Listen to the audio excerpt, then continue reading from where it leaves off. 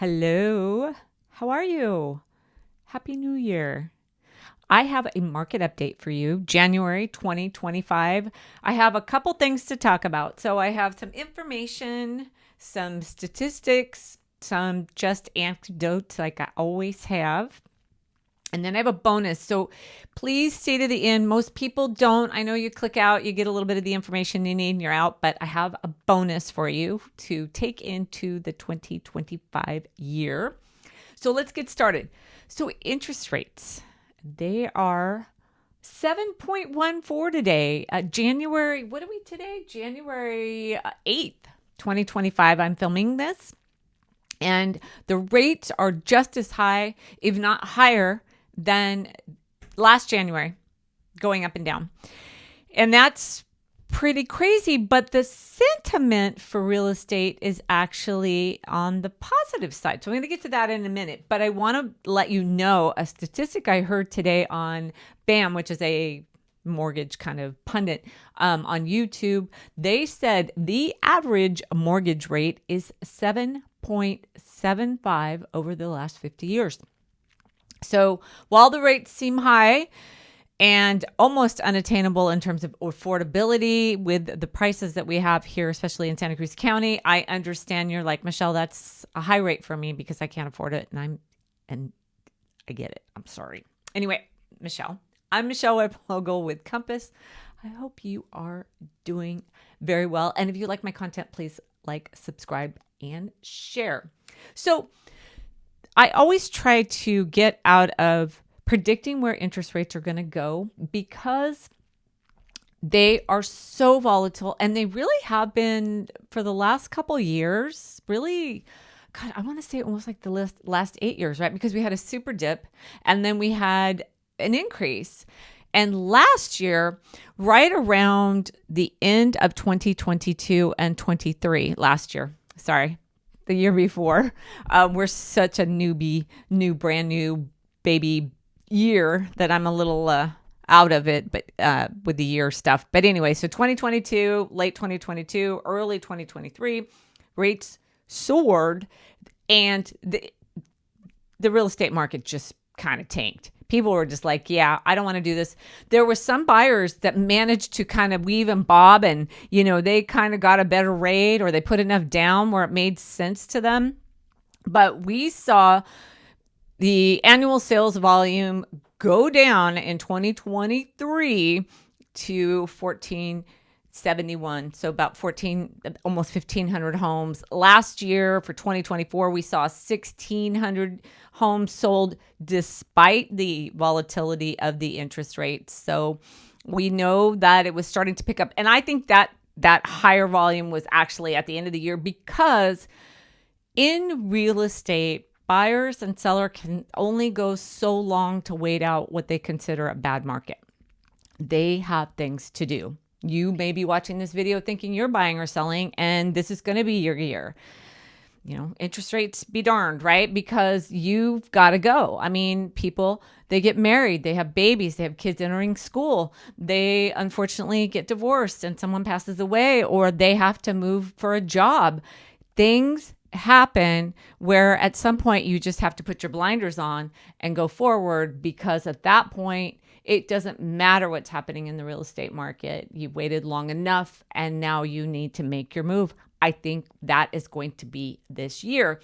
We had thought interest rates would go down, but the stock market and the market treasury yield, which I cannot get into that for you because I can't explain it as much as I understand it. But the bond market is actually more an indicator of where interest rates are going to go. And when the stock market is not doing good, people rush to bonds, and that can make the interest rates better, if I understand it right. So bad economic news is good for rates. So I'll talk a little bit more about that. But what we're seeing now is people coming out of the woodwork to buy and sell because I believe they can no longer wait. But there are percentages of people who think that this is going to be a good real estate year and this is when they're going to make their move. I would recommend to you, if you are buying, to do it fairly soon, because as the spring season kicks into gear with that positive sentiment of a good real estate market, you could get priced out for a home that you want. You could find yourself in multiple offers and bummed that you just didn't move a little sooner. But yeah, I digress, because I always say the best time to make a move is when it's good for you, when it's good for your family, when it's good for your finances, when it's good for your health and your job and everything like that. It will always turn out to be the best move. Why? Because in Santa Cruz, our homes appreciate. And I always tell people to hang on about 10 years and you will definitely see appreciation, and it'll make the pain of that home that you bought that you thought you paid a little too much for within no less than 3, probably 5 years at least, you'll go, oh yeah, things are looking pretty good. So what do you think is going to happen in 2025? In, let's see, what year would that have been? Maybe 2021. I was getting phone calls during COVID where people were like, oh yeah, the real estate market is going to crash and I want to buy a house for $400,000. So will you put me on your list? I want to buy a house. And I'd be like, that is not going to happen. We're probably not ever going to go there again. The last time we got down there in terms of prices was because of the mortgage meltdown, and I don't see it. And they'd get mad at me. They'd want me to agree with them and tell them the market's going to crash.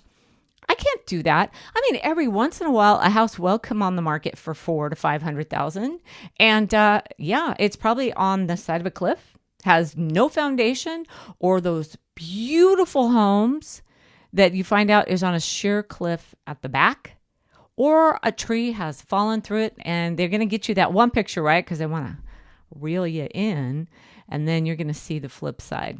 So the reason I asked what you think is going to happen, because I think it's interesting. I may not agree with you, but let me know. Put in the comments what you think is going to happen in 2025.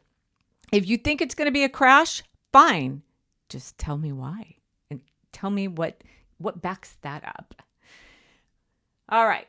So for statistics, I use the ones that Compass give me, and I'm going to put that link in the show notes below, because this particular report is one of the best reports I've ever seen from Patrick, Patrick Carl is our statistics guru, because this time he included a page where you can click into the city and the township of certain areas and get an idea of what's going on in that area. Remember the tip I gave you that if you were buying, you might want to actually look at some of these statistics in this report to understand some of the areas that click up and they get high in terms of price, and others you can see reports of how long it takes them to sell. How long does it take them to sell over asking?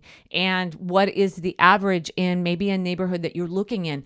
These are key for you to use as metrics to figure out how to get in the real estate market.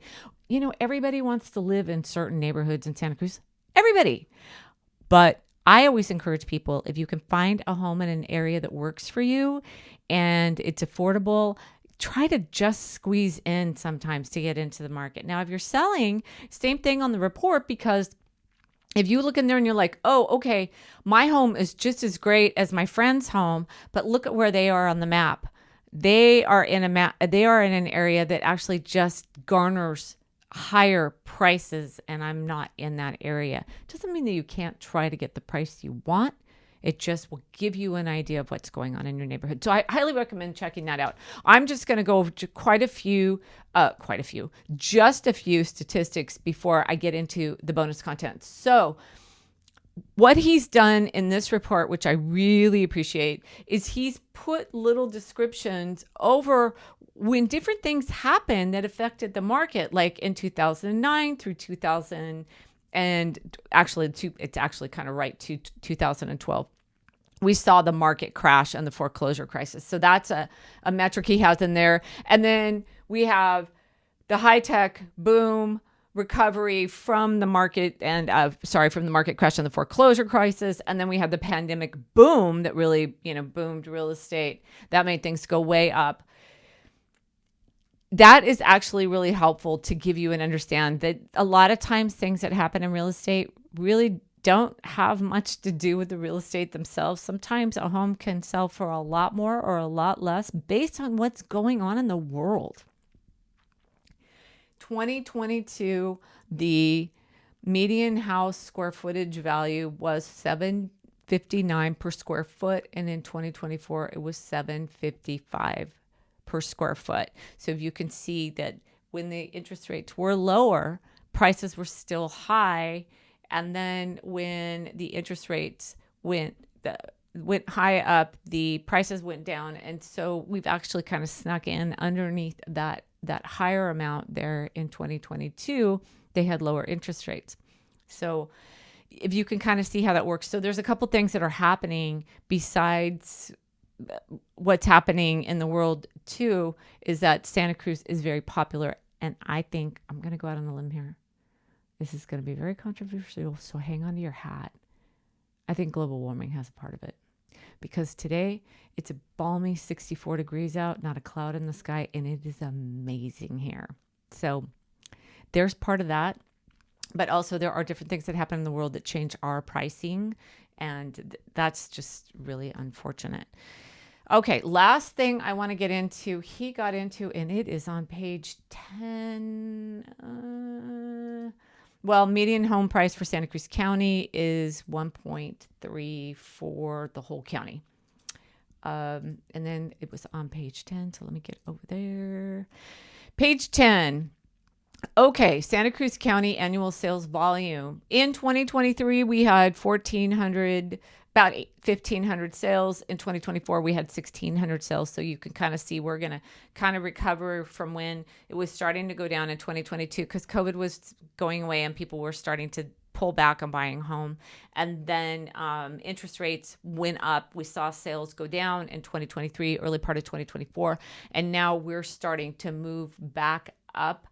Unfortunately, with interest rates the way that they are, if you are selling, you may not see the price that maybe your neighbor got during COVID times. I don't see us getting to that. It looks like in 2021, we had 2,600 plus sales. I don't think we'll do that. If we're at 1,600 for 2024, I would say we'll probably have maybe a little under 2,000 sales around in there for 2025. But I hate predicting, because you never know, and things can get so crazy. When you wake up in real estate, it is always a new market. So bonus is, how do you beat the interest rates?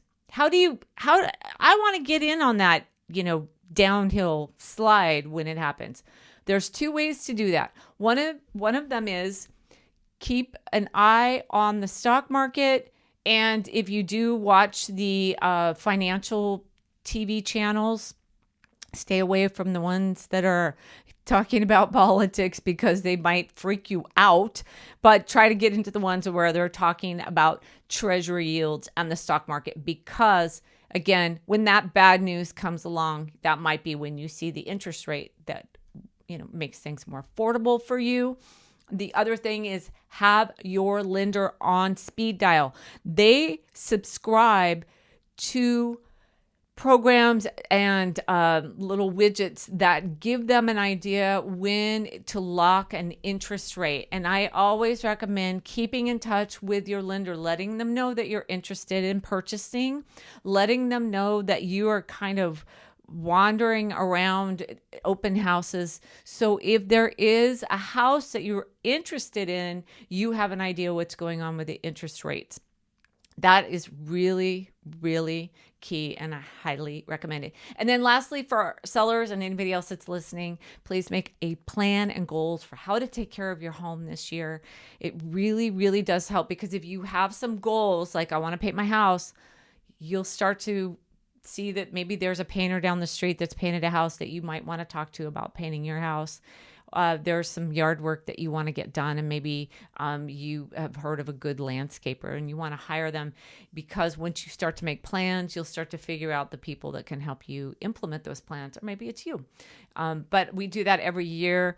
I can tell you again this year, outdoor kitchen. I don't know if you heard my video a couple of years ago. We're always trying to do an outdoor kitchen. We have yet to do it, so maybe this will be the year. I hope you enjoyed this video. Please subscribe and like, share, comment, and call me, text me, or email me. I'm here for you. Thanks. Bye.